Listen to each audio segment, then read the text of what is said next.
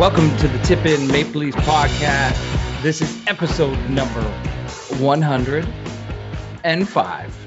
I'm Chad. I'm Dale. So it's been a hell of a summer. Just a hell of a summer. What'd you do this summer? What did you do? We haven't done a podcast in not since the Brunts.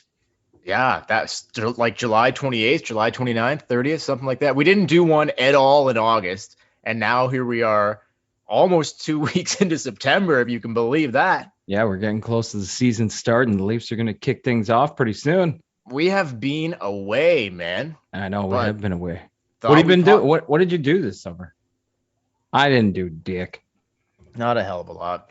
No. COVID and shit just still wasn't really, didn't end up getting to a Jays game, although we'll get to that. We'll get to that later. They're playing in a doubleheader as we speak. Yeah, they're losing the second game, but they won the first game in incredible fashion. But just off the top, Springer Dinger. Oh, Springer, unbelievable, dude. It's the 20th anniversary of 9/11, man. It is, yeah. Remember where you were? Well, I know. 20 years ago. We were together. We were together on the 10th and the 11th because we were coming home. I remember coming home. We were in London. We were in London on the 10th of September 2001, and then we were coming home from London on the September 11th, 2001. But I remember being I don't know why we were so late getting home. I don't know what we did during the day, but we were coming home. It was dark because I remember Bush was addressing the nation. Yeah, it was prime time, and we were listening to it on the radio on the way home. Yeah, I remember we were driving through Toronto on the 401, and everyone in the car was completely silent. And we were just listening to Bush's press conference. And the other thing was, it was like a Monday or a Tuesday. It was a Tuesday. And because of the chaos at the time, a lot of businesses and offices in downtown Toronto just closed and sent because nobody knew if a plane was going to hit the CN Tower. Nobody knew. So they sent everybody home. And there was no traffic driving through Toronto. We just kind of coasted through all the way home. It was kind of an eerie day. I remember it was still dark when we were coming home. Bush either spoke at 8 or 9 o'clock, prime time. So yeah, I don't know. I think we stopped and got I don't know. I can't remember what we were doing, but anyway, we got home late. But we didn't we were out late the night before, so we didn't even check out of our hotel till the last minute. Yeah, because I remember the maid walking in the room, and we were still I was still in bed. And she's like, oh, sorry. And then she's like, turn on the TV. And then we turned on the TV. We probably went to bed 2 hours before this. Yeah, we were up till almost the crack of dawn. So anyway, 20 years ago tonight. I know. Can you believe that? Well, for me this summer, I haven't done a whole lot moving off the 9/11. But what I did do was I downloaded TikTok. Oh, wow. Do you use this? No, dude, never. I'm not even 100% sure what it is, really. Well, a couple months ago when I had the viral video, people were messaging me being like, what's your TikTok? And I'm like, I don't have TikTok. What the hell am I going to do on TikTok? So I was like, I'm just going to download it. And basically, you just watch these videos. But anyway, before we get started, I have to tell you about this video because I have a question about it. Okay. So it's 1 minute videos and everybody is basically. So hang on. You're making TikTok videos? No, now? I'm not making. I haven't posted one, but I downloaded it, made an account. I don't have any followers, no videos, nothing. Okay. But I'm scrolling through and I'm watching these videos, kind of get an understanding of what TikTok is all about. Mm-hmm. And I see this girl, it has millions of views, and it's her and this guy, young, they're probably 20, and they're just hugging and crying. And then the caption over top is, we just broke up. It's so hard. And I'm like, okay, two things. One, you just broke up and you decided to whip out your phone and film yourselves crying to post on TikTok. Nowadays, man. Two, I read the caption underneath so they can write a paragraph underneath about the video. And the girl posted that they had talked and they decided to break up. And she asked the guy if there was anything he'd like to do. And he said, just one last time, I'd like to make a TikTok video together. And my thinking was, if that's you and you're breaking up with this really good looking 20-year-old girl. And she says, Dale, what's one last thing you'd like to do before we go our separate ways? Is it make a TikTok video? Not a fucking chance in hell. What crosses your mind? I'd want to make another video to remember. But not a TikTok video. Not a TikTok video. One last video to remember. Boom. I just thought, like, holy cow, if I'm a 20-year-old guy, the last thing I think it would be, let's make another TikTok video. No, it wouldn't matter how old I was. I would be like, I would shoot for the same thing before we broke up, and it would never be a fucking TikTok video. It would be just one, let's go one more round here. But it won't be a TikTok video. No, that's right. TikTok. So anyway, come on. That's what I've been getting out of TikTok. It's just you should have messaged the guy and said, what the fuck are you doing, well, dude? He didn't post it. She posted it. Oh, she posted it. Well, yeah. You should have messaged her and said, I don't know. I'm so out of touch. I don't know what's going on. Well, if they're 20 years old, then I guess whatever. But yeah, I just thought there'd be other things you'd want on the TikTok. But anyway, let's get into some Leaf talk. So do you want to get in before we go to the Leafs? Do you want to just save the Leafs for last? Because there's two other things I want to talk about that have nothing to do with the Leafs. All right, what's the other thing? Toronto Blue Jays, man. Oh man, these guys are fucking killing it. Hottest team in Major League Baseball. 3 weeks ago, for sure, I thought they were, hottest team in the league, without a doubt. 3 weeks ago, I thought they were done. Like 5 games out of a wild card spot. You and me spot. both, man. You and me and everybody else were like, 5 games out, like a month to go. I'm like, they're fucking done. There's like 3 weeks left in the season. Now they've just been killing it. I think they lost last night. They won again today. I think they're 11-13 now, or sorry, 11-2 in their last 13 games is what I meant to say. They're playing the second half of the doubleheader right now. They're losing 1-0 in the fifth. I don't know if they're playing 7 innings or 9. I'm not sure how that works. The first game they played 7. Do you know how that works? I have no idea. Yeah, me neither. I don't know. It changes all the time. Baseball's pretty fluid with the rules on those things, I think. But dude, like they are just getting contributions everywhere. A little bit of a rough outing for the pitchers this afternoon, considering they gave up 11. They had to score, or they gave up 10. They had to score 11 to win, which is crazy. But fun for the fans to watch. As far as I know right now, the Red Sox and the Yankees and the Jays are all playing right now. I do not know the score of the other 2 games. I think the Jays were tied for a wild card going into this game. Depending on how the other 2 games play out and this game plays out, they could be solely in a wild card spot after tonight or by the end of the weekend, which is crazy. Like now they're right there. Like this might happen. We might see. Not only are they right there, but they're the team that everybody's worried about. Oh, dude, you want to play them in a wild card game? I don't fucking think so. No, they're so hot right now. And if you're trying for a wild card spot, you're like, holy shit, these guys don't lose. They went into New York and just smoked them fucking 4 games straight. Like that hasn't happened in since 1920 or something like that. Then did it not piss you off? Then they go into Baltimore and they drop one. Yeah. Like 100%. Baltimore ain't a good team. No, I know. But that always happens, especially with young teams. You always feel like, I don't know. They always seem to do that thing. The Leafs did this a lot. They get up for the big games when it's the Yankees or the Red Sox, but then you go into Baltimore and you're like, easy win. Yeah, 100%. And you blow it, you lose. Anyway, I hope they get there, man, because I would love to see them in a wild card game against the Yankees or against the Red Sox or whoever it may be. Might not even be those teams. Seattle's right on their heels too, so we'll see what's up. But I feel good. Like, yeah, we could use this. We could use this. Oh man, I would love to get in and see what happens. And yeah. Anyway, so good luck to the Blue Jays. Yeah, man. Like, hope some playoff baseball would be incredible. Like right around the time when the Leafs are starting, like it'll be. If the Jays get to the playoffs, the tip in may become the bunt. Oh, 100%. It'll be the bunt the Blue Jays bunt podcast. The bunted. The bunted? Yeah. Or just the bunt. It be called like going for the bunt. Laying down the bunt? Laying down the bunt. That's it.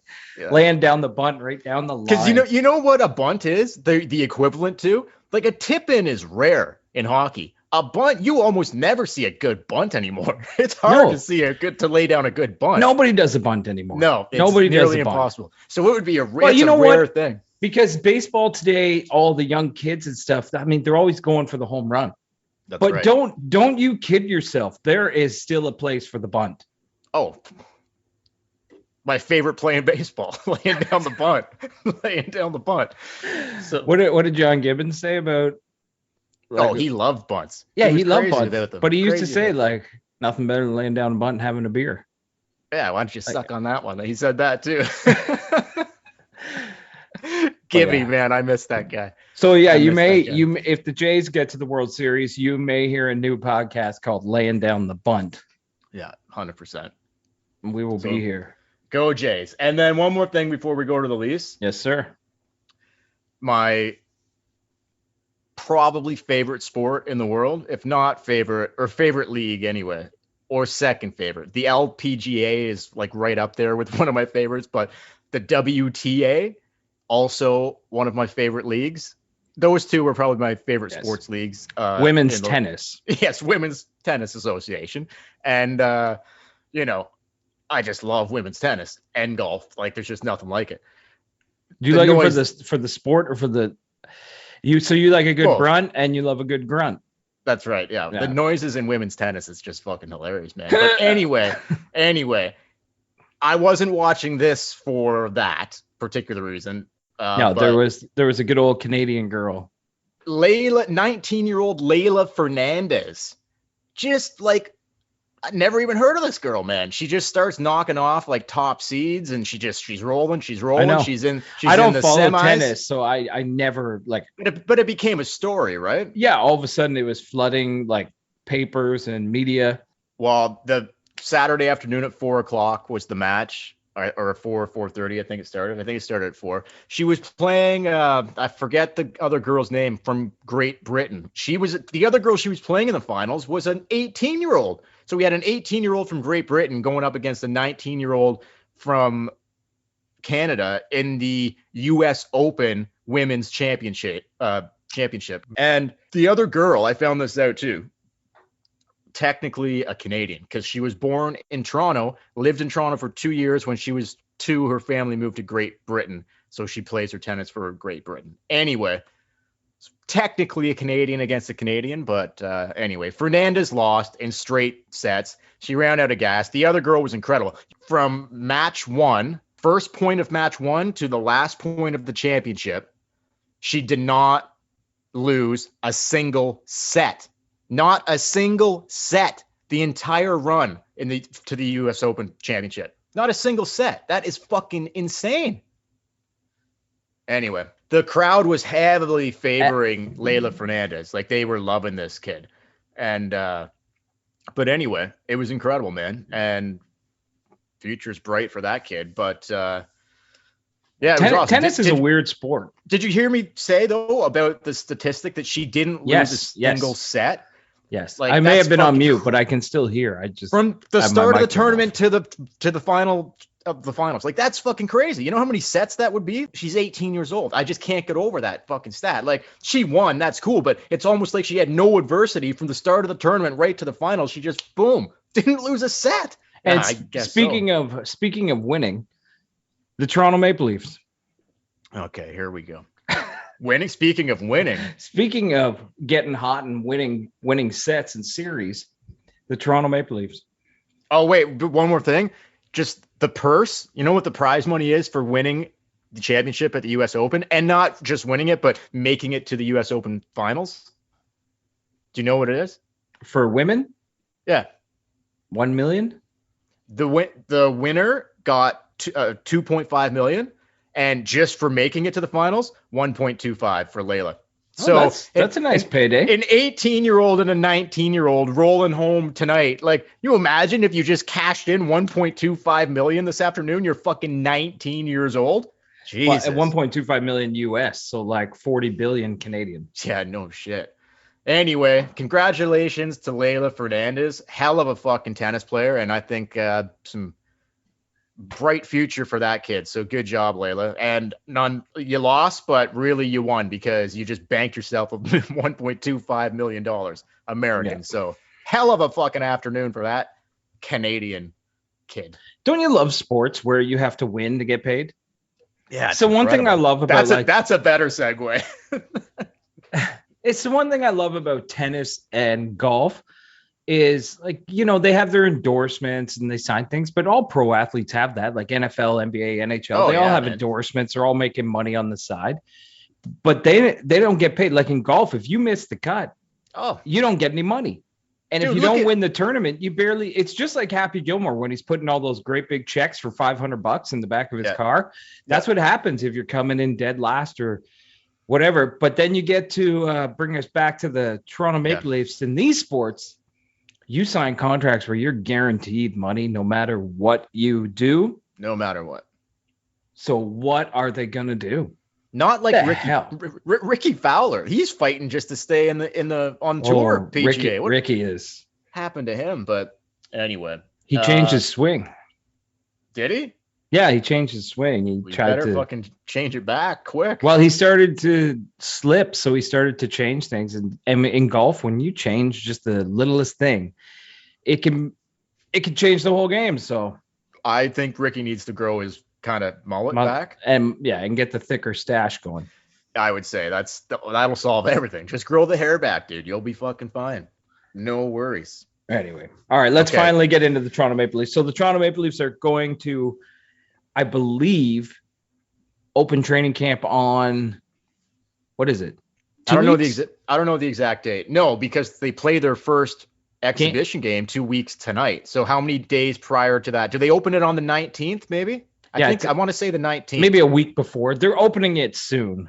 They're going to be opening training camp. I think it's next weekend. I think it's next Sunday or next Monday. Yeah, they're already at the facilities. They're already working out. They're already skating and stuff, but they're just going to officially open training camp. Not all the players are there, but all the players will have to report by that day.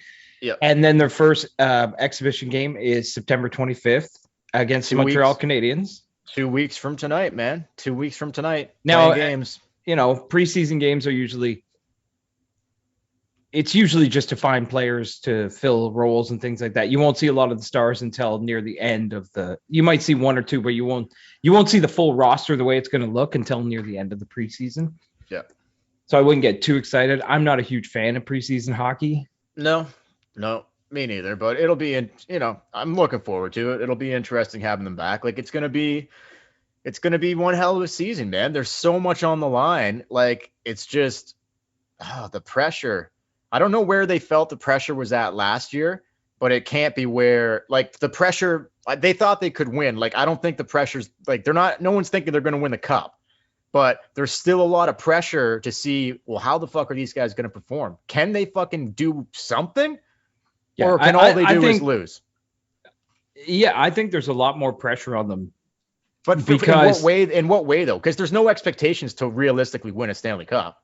Not this season. No, but I think there's pressures on them to win. Like there's pressure to have a good regular season, to make the playoffs, and to do some sort of damage in the playoffs because they have to show something. They have to show something. If not, and Kyle Dubas was on Bob McCowan's podcast. We talked about this before we started recording, but he was on the podcast with John Shannon this week. If you haven't checked it out, check out that episode. They did a great job, great interview. It's like 45 minutes of just Dubas talking. Yeah, it's a good interview for sure. But Kyle Dubas basically said in that interview, like he admits that he understands his job, Shanahan's job, everybody from them right down to, the fourth line. Everybody's job's on the line this season. I don't think that was the case the last few years. I think that is some added pressure to the team. It's added pressure to think, oh, you know what? Like right now, Kyle's not going to trade us. Kyle's not going to break us up. Kyle believes in us.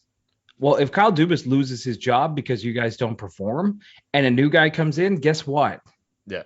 Guess what? Shit, you may be playing in Buffalo next year, or you don't know what's going to happen. So I think there's that added pressure that hasn't really been there. They've had so much slack. The slack's gone. And the fans have no patience. It's gone. It's gone. All the good grace or the goodwill that Matthews and Marner and these guys have had with the fan base, it's out the window. Gone. Completely gone. The fans are just at the breaking point right now. I mean, anyone I talk to that's a Leaf fan, and I know you're the same, anyone you talk to is basically saying, fuck the regular season. Fuck it. Well, yeah. I don't give a shit. Like, make the playoffs. Obviously, we want you to make the playoffs, but I don't care. I don't care if Matthews scores 60. I don't care if Marner gets 100 points. I don't care. Win. Like, and win. I think Dubas said this on the podcast too. Like, we're gonna go over a lot of like what he touched on the podcast about. I'm pretty sure he talked about, like, I think they asked him straight up, like, the goodwill with the fan base really isn't there anymore because of like playoff failure after playoff failure. And, so no one really cares about the regular season. Like, how do you go about like doing what you need to do throughout the regular season to make the playoffs and put yourself in a position, whatever. And I'm pretty sure Kyle answered it by saying, like, well, there's a lot of things we could work on in the regular season to make sure like we are positioned properly for the playoffs. We're going to be back with Tampa and Boston and Florida and whatever. Like, we could be, our power play needs to be like top 5 in the league. Our penalty kill needs to be top 5 in the league, like special teams and just overall the way they consist.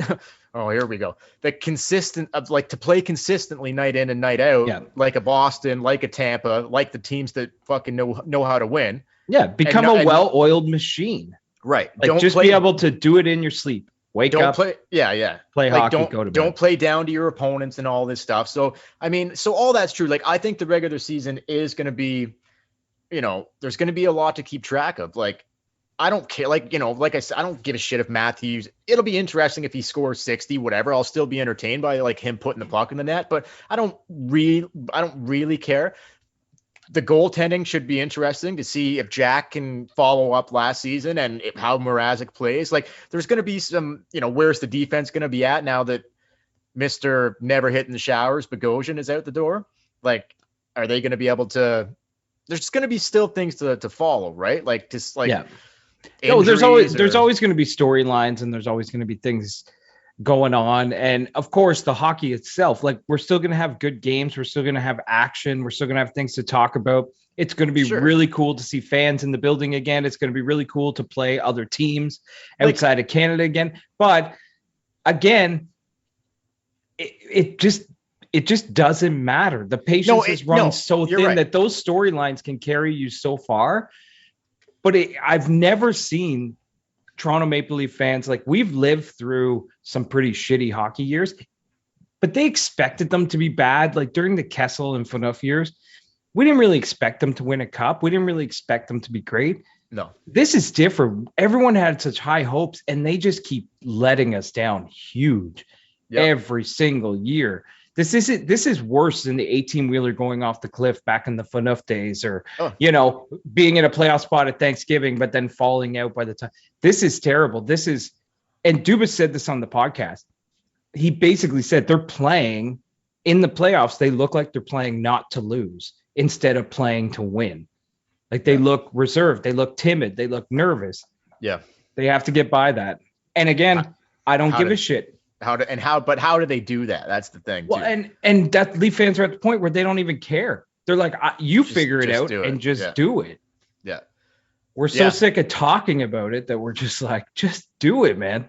No, I agree. Like, I mean, once the regular season gets, like, it is going to be a long 82 game schedule, but like, I think once things get going, like, if they get off to a hot start and they position themselves well, and like, or if they get off to a poor start and like they're chasing it right out of the gates, like, there's going to be a lot to follow on a game to game basis. Like, are they going to make the playoffs or not? Because I don't think they're like a lock top 3 in the Atlantic Division. Not even close. So, like, we're going to be living and like breathing like every game here. Like, okay, like, here we go. You can't give away a Tuesday night game against Minnesota or whoever the fuck it may be. Like, on paper, do you think this is a better Leafs team than last year?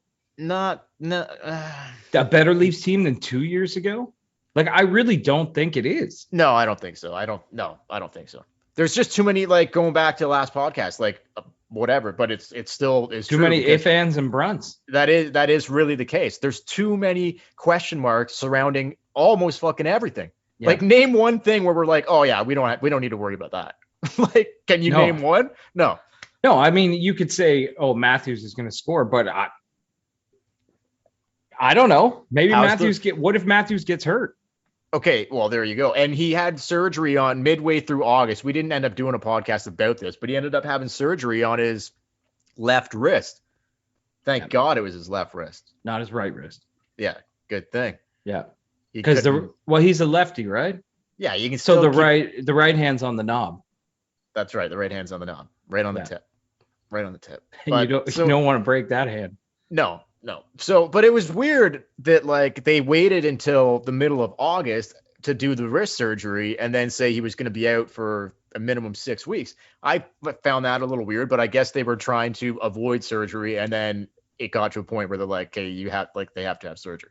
So hopefully that'll cure. I mean, fuck, he was banging them home left and right last year anyway, with fucking dealing with the wrist injury the whole season, and he still scored fucking 41 goals. So if we get his wrist back to 100%, yeah, he should be cooking. So yeah, like Austin will probably be fine, but holding the shaft is just as important as the knob. Some would say more important. It really depends. I think it depends on your style. Depends which way you shoot too. Like totally, and it depends on how you shoot it. If he shoots it hard, I know he shoots it hard, so he probably puts a lot of pressure on the shaft. Big time. Yeah. Yeah, not a ton of pressure on the knob. A lot of pressure on the shaft because he's a lefty. He's curved. It's curved to the left. Curved to the left. A lot of pressure on the shaft, not so much on the knob, and just that's right. And it's a slippery shot. Can't see it coming. That's right. So he should be fine. But if you switch it over to a guy like, well, I think Mitch for sure. Like he's got a very tight on the knob right now. Yeah, he holds the knob and he's loose on the shaft. That's right. Yeah, but he's not. But he doesn't have as big a shot. Right. And then that's 100% true. Now you take arguably the second best shot on the team, Willie Stiles. I would say he's got it tight on the knob and tight on the shaft. He doesn't have it loose. He doesn't have it, or is it loose everywhere? Loose on the knob, loose on the shaft. It's more like a medium. Like he just has a really firm grip. It's so smooth. It's probably just exactly. Loose. Yeah, you're right. It is super loose. Loose on the knob, loose on the shaft. That's how Willie does it. He likes it loose, and it works for him. So, yeah, I'm not sure. So anyway, a lot of ifs, like a lot of question marks. We don't know what the hell. What's going to happen in net. We don't know. But he's going to be fine. Matthews for the regular season. Matthews. Yeah. But like, okay, going back to just anyway, like a lot of things can happen throughout the regular season that we'll be keeping an eye on that should keep us entertained, like doing these podcasts. And like, look, I hope they kill it through the regular season. They get some kind of consistency to their game, position themselves well in a playoff spot. And when it comes time for playoffs, like, okay, here we go again. Like, let's just chance to change it again. So it's all riding on this, like rise and above it, or let the pressure get to you again, right? So do they get to the playoffs? We'll be tracking. There's going to be so many things that we're tracking. Yeah, there's a lot of storylines, but is Dubas going to be fired by fucking Christmas? Who knows? Yeah, if they come out of the gate and fall on their face, it could very well happen. They could be like, no, things have got to change. Dude, okay. Did you notice, like, I don't know if someone commented about this, like, all Dubas now is like Mr. kind of happy-go-lucky, like, guy that was here for the first little bit is kind of gone. Like, the smile in Dubas and the kind of anything like that, it's like all serious all the fucking time. Like, John Shannon asked him straight up, like, Kyle, if things go the wrong way this season, like, are you prepared, like, that, this could be the last kick at the can for, this management team? And he's not fucking stupid. He's aware that this is it. This is their last chance, right? Something good happens this season for the Toronto Maple Leafs, or Shanahan, Dubas, and Keefe are probably all unemployed. Yeah, he knows it. And that was what I talked about earlier. That's a little more added pressure on the team too, because the whole thing will crumble if they don't get it done, where they've always had the slack before. And they always knew Kyle Dubas had their back and he wasn't getting fired, but he's been with the team a while now, Dubas. Like, Lamoriello's been gone a long time, and this is his team now. I know at first he had to do a little cleaning up, getting rid of some contracts that Lamoriello signed, but he signed these contracts. He lost some players due to that, like Hyman. he's filled this roster. Like he tried it last year, plugging holes here and there. He's gone and got guys like Mikheyev from Russia to fill in holes. If this doesn't work, it's night. 100%. So on the Bob McCown podcast, Shannon and Bob asked him about the perception is like with all the money tied up in 4 core guys or like your whatever, the 4 guys up front, you know, there's no wiggle room for you to really make the team better or sign guys like Riley to an extension. Like you have to end up letting guys like Hyman go that you don't want to go because you have all this money tied up elsewhere. You know, why so reluctant to be willing to like move off these guys when they've proven time and time again that they can't win?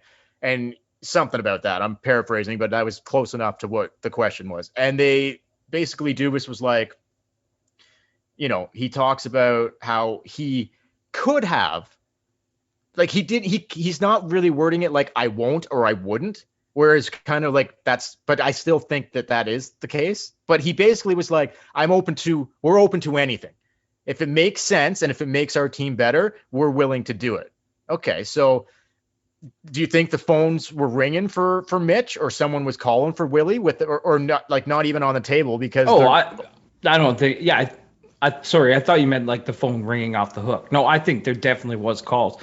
When a team has a meltdown like the Leafs had, if the other GMs don't smell blood in the water and start circling around to see if a pissed off general manager or a pissed off organization doesn't kick a William Nylander or somebody out the door for cheap just to shake things up. I mean, you have to do that. I'm sure the phone was ringing, but Kyle didn't take it. When he said in the podcast that not like he would do it, basically I'll trade any of the big guys if it makes sense for the team. I didn't buy it.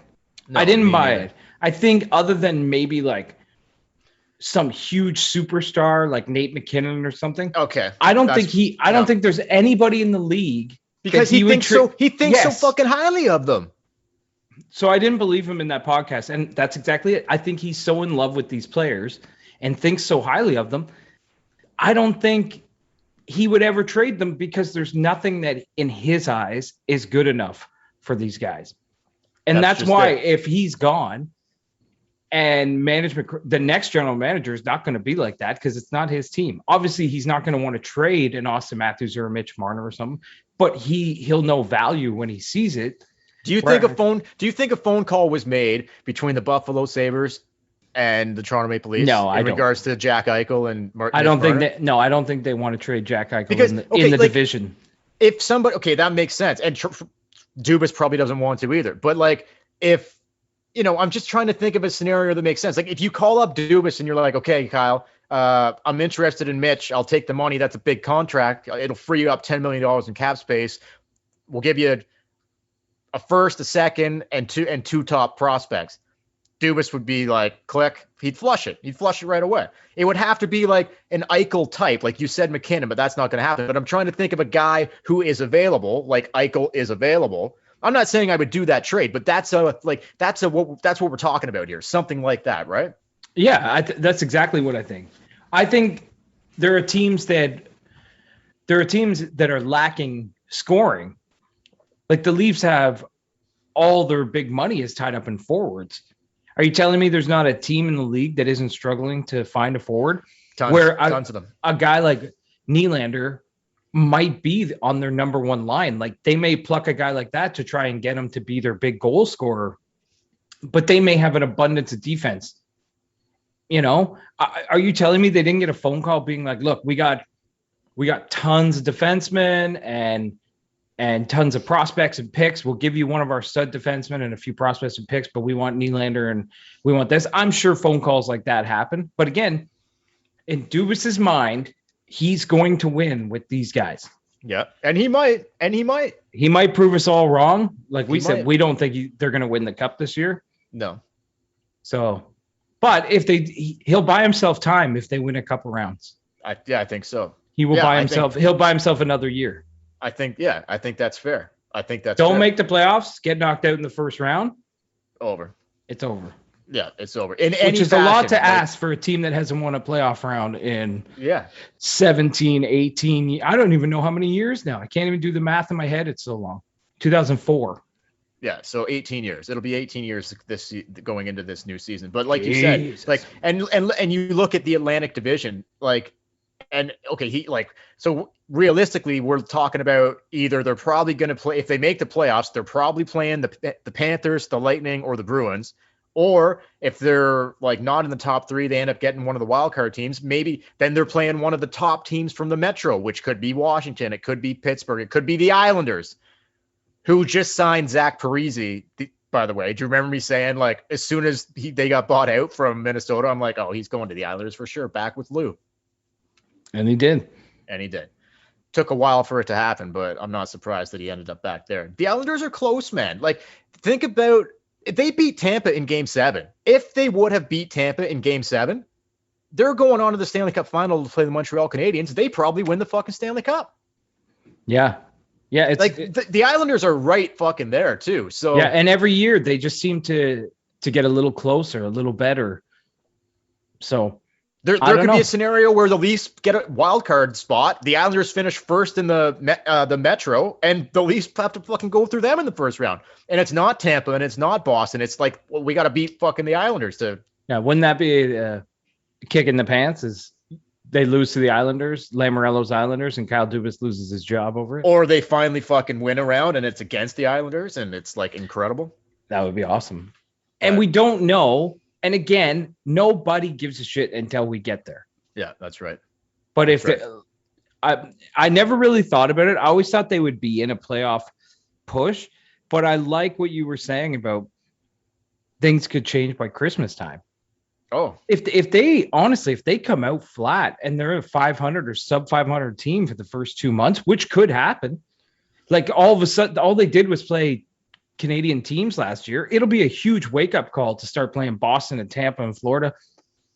They might get off on the wrong foot, and all of a sudden, Jesus, yeah, like we're not going to make the playoffs, especially with the way the fan base is feeling right now. Oh my god, we're close to the Boo Birds coming back. Like for certain guys, specifically Mitch. Like it's not far away.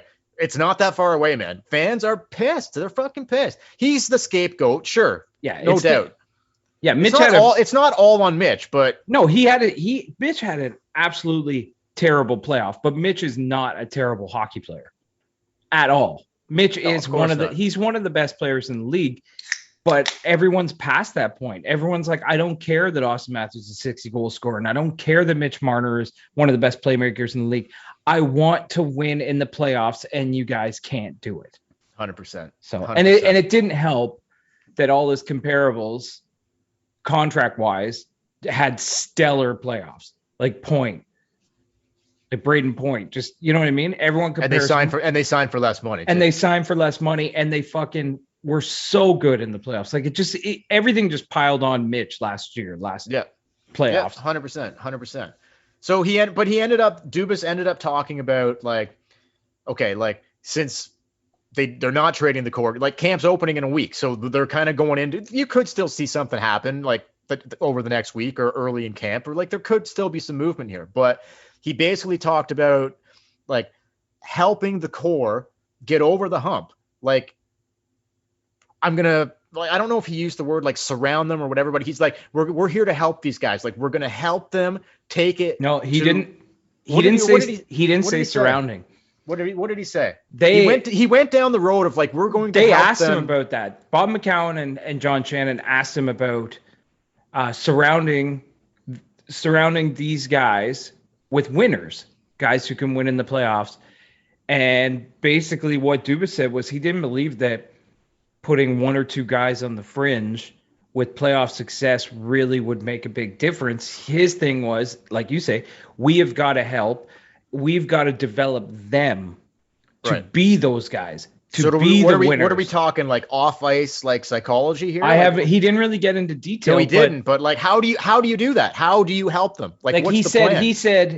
He said Austin's taken a big jump. Remember, so Dubas was talking about Austin's coming to the league, and he felt last year he took a big jump at using his size and coming into terms with the fact that he is not a kid anymore. He's a man. He won the Rocket and was up for the Hart. And we blew it off like it was nothing because of what happened in the playoffs. I know. When's the last time a Leaf player, like we blew it off season, and we blew it off because we were so fucking pissed. But that's what he's saying is he sees them taking steps, and that, they were basically saying like, oh, Tampa has these big guys and Boston has these guys on their third and fourth line, and they do this and this and this. And Dubas is like, yeah, you can put those guys on there, and he's right. It's Patrice Bergeron and Pasternak and Brad Marchand, and it's Stamkos, it's Point, it's the big guys on Tampa that have developed and become the winners of the team, and they have to do that. And he said it's on Keefe, it's on him, it's on the coaching staff, it's on everybody to give them all the tools so that they can become those players. And he didn't agree that they needed to play tougher, because Bob McCown kept pushing him about how are you going to get Mitch Marner to be bigger and stronger. He's like, it's not about being bigger and stronger and tougher. It's about learning how to win in those situations. Right. So I don't know how involved Shanahan's been in previous years, but I would say that he needs to be more involved this coming season than ever before. Yeah, like he was a huge winner. Yeah, like all that guy did was fucking win. Like Shanny, like Olympics, the Cups, like Shanny needs to be down there like every fucking day with these guys. Shanahan was one of the best playoff performers. In the room before games, in the room after games, like Shanny needs to be hands fucking on this thing. Or guess what? I know he signed an extension, but I don't think it matters because I think he's going down with it. Like you see a scenario where Dubas gets the axe, but Shanny stays? I don't think so. I could, yeah. I think they're tied at the hip, and they're both. Like, no, I don't think so. I think there is a situation where the team president, being Shanahan, could be given a little more rope to, basically find another GM and take another crack at it. But I don't think that should be the case. I think Dubas is on eggshells and Shanahan's on rocky ground.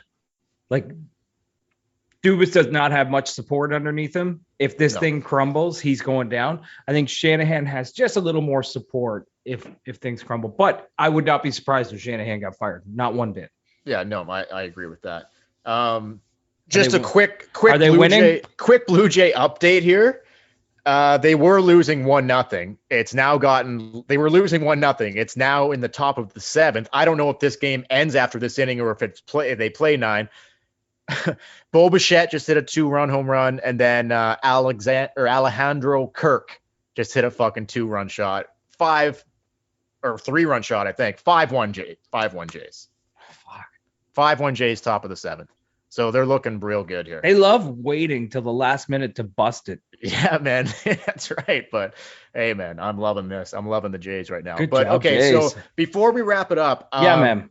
I think I mentioned this maybe a little bit earlier, but not really. But how, going back to the podcast that he did with McCowan and Shannon and Dubas, again, they were kind of talking about how there's so much money tied up with these 4 core guys that you can't really do much like elsewhere, and his reluctancy to move off any of those guys. And it hurts him for doing other stuff, like, let's say, re-signing Morgan Riley. So, yeah. And then, so they kind of went down this road, and, how important is it to re-sign Morgan Riley? Yeah, and they threw out the big contracts that were signed this summer to guys who were comparable to Morgan Riley. They were all $9+ million. Yep. And Dubas's answer was to come back with other guys who are comparable to Riley, who took hometown discounts and signed for like what, 5.5 to 7? Yeah. In that ballpark range. Yep. So I get it. He also said, like, we have TJ Brody under contract for $5 million for the next 4 years. We have Muzzin under contract for 5.25 or something for the next 4 years.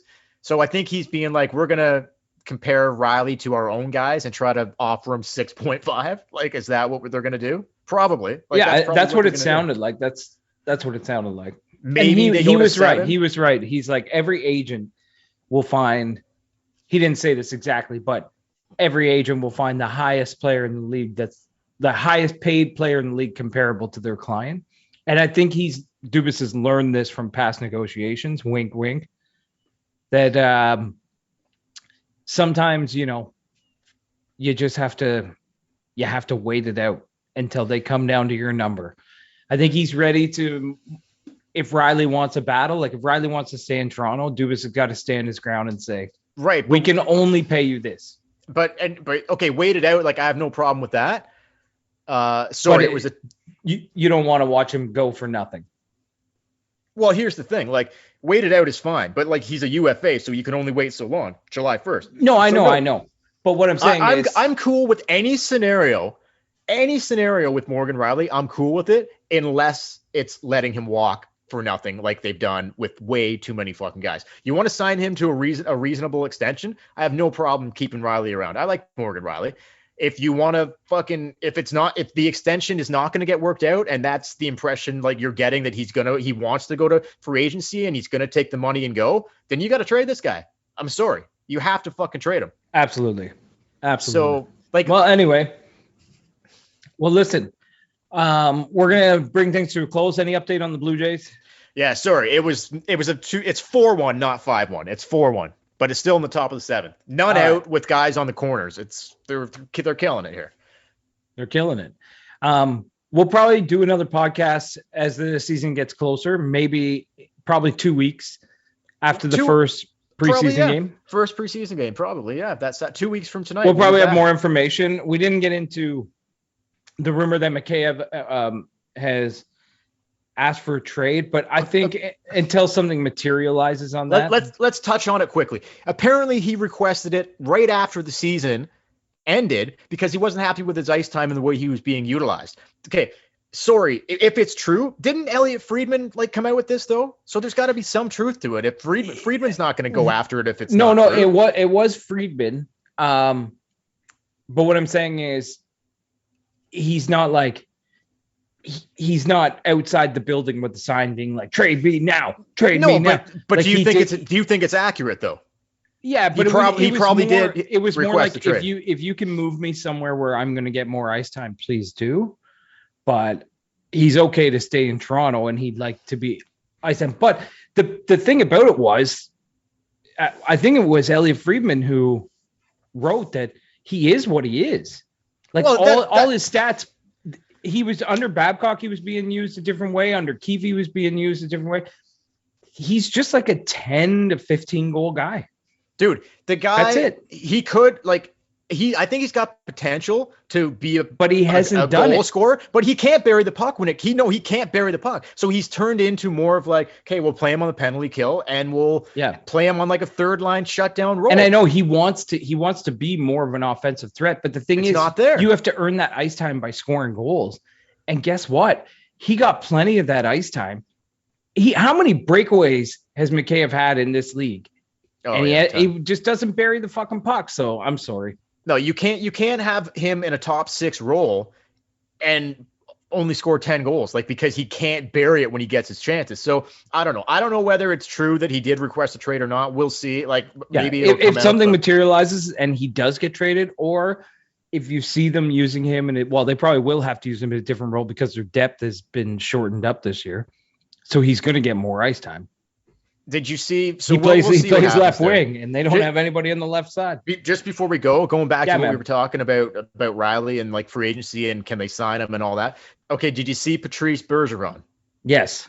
Okay, he told the Bruins that he will not negotiate during the season, and he will 100% be testing the free agency market next July 1st. Maybe Patrice Bergeron has.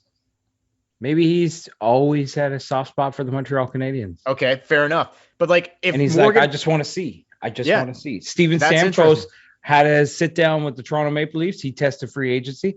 That was his hometown team. 1 hour after that, he ran home to Tampa and was like, "Sign me the fuck now." Yeah, no, that's true. This guy's like a legend in Boston, though. He could throw that all away by going to play with Montreal for the end of his career. I don't know. It's just weird, but. I'm just saying Montreal's an example. Well, Montreal, would make sense. But maybe it's you know what? I want to wake up. Did you see Joe Thornton moving into his condo in Florida on the beach? Incredible. Looked incredible. Yeah, maybe Patrice Bergeron sign me up for that shit. Bergeron saw that and was like, you know what? Maybe it wouldn't be so bad to wake up in the morning, go for a surf, and then hit the rain. Yeah. No, 100%. Instead of waking up in Boston. Like Boston's just like Toronto. It's a cold, dark city. Dude, no doubt. But like, imagine if Morgan Riley did that same thing with Kyle Dubas right now and said, Kyle, I'm not interested in any contract negotiations, not even an offer. I am 100% testing the market. You imagine? I'd be like, okay, then sorry. Like we can't afford to do that. We're back in the swing of things. Summer's over. Man. Leaves are changing. So just before you take us home here, yes, still in the 7th inning, 8-1 Blue Jays. Holy shit. Pouring it on. Jesus. All right, let's bow tie it. Motherfuckers, they're good. All right, for the Tip In Maple Leafs podcast, don't forget to follow us on Facebook and Instagram at the Tip In Maple Leafs podcast, on Twitter at the Tip In podcast. Go to our YouTube channel, the Tip In Maple Leafs podcast. Hit like, hit subscribe, hit the bell so you get notified whenever we post a video. Also, check out our website, tipinsportsmedia.com. You can find everything to do with the website there. Send us an email at tipinpodcast@gmail.com. We read the emails regularly, and we will definitely read them on the show if we get a good one. So make sure to do that, or just send us messages on Facebook and Instagram. And until next time, we will see you in 2 weeks, Leafs Nation. Catch you later. Catch you later, everybody.